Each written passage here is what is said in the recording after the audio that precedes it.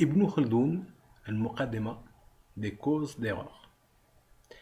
L'histoire a pour véritable objet de nous faire connaître l'état social de l'homme, c'est-à-dire la civilisation, et de nous apprendre les phénomènes qui appartiennent à son essence, à savoir la vie sauvage, la sociabilité, l'esprit de corps, les divergences de supériorité que les hommes obtiennent les uns sur les autres et qui amènent la naissance des empires et des dynasties, leur rang d'importance, les occupations auxquelles les hommes consacrent leurs travaux et leurs efforts, telles que les professions lucratives, les moyens d'existence, les sciences, les arts, enfin tous les caractères inhérents à la nature même de la civilisation.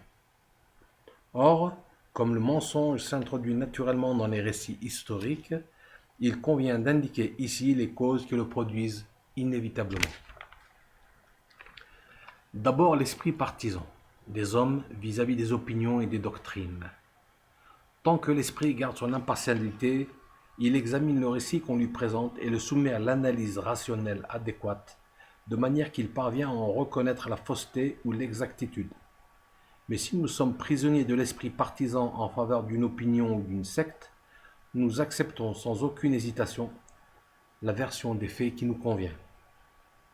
Cette attitude partisane obscurcit le sens critique et empêche de scruter les choses, de les examiner avec attention, en sorte qu'on accepte le mensonge et qu'on le transmet aux autres. La seconde cause qui introduit inévitablement le mensonge dans les récits, c'est la confiance que l'on met dans la parole des personnes qui les ont transmis. Pour reconnaître si ces gens sont dignes de foi, il faut avoir recours à un examen analogue à celui que l'on désigne par les mots approbation et justification. Une troisième cause, c'est l'ignorance des fins. La plupart des narrateurs, ne sachant pas dans quel but les choses qu'ils ont observées ou dont on leur a parlé ont été faites, exposent chaque événement selon la manière dont ils l'ont compris. Et, se laissant égarer par leur imagination, ils tombent dans le mensonge. La quatrième cause d'erreur, c'est la propension à croire qu'on détient la vérité. Ce défaut est fort commun et provient en général d'un excès de confiance dans les personnes qui ont transmis les renseignements. Comme cinquième cause, on a l'ignorance des rapports qui existent entre les événements et les circonstances qui les accompagnent.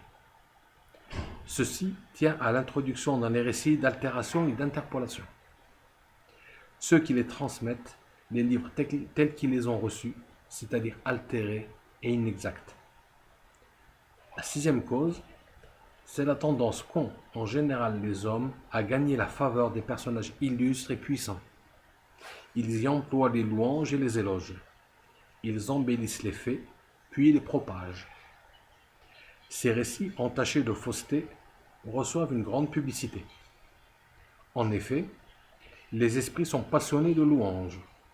Les hommes ambitionnent les biens du monde, tels que le rang et les richesses, et mettent, en général, peu d'empressement à se distinguer par de nobles qualités ou à montrer de la considération pour les gens d'un vrai mérite. Une autre cause inévitable d'erreur, et qui l'emporte sur les causes que nous venons d'indiquer, c'est l'ignorance des caractères inhérents à la nature de la civilisation. Tout ce qui arrive, soit spontanément, soit par l'effet d'une influence extérieure, a un caractère qui lui est propre, tant dans son essence que dans les circonstances qui l'accompagnent. Aussi, l'homme qui recueille des renseignements et qui connaît d'avance les caractères qui présentent dans la réalité les événements et les faits, ainsi que leurs conditions nécessaires, possède un moyen à l'aide duquel il peut contrôler l'information et distinguer la vérité du mensonge. Ce procédé critique a plus d'efficacité que tous les autres.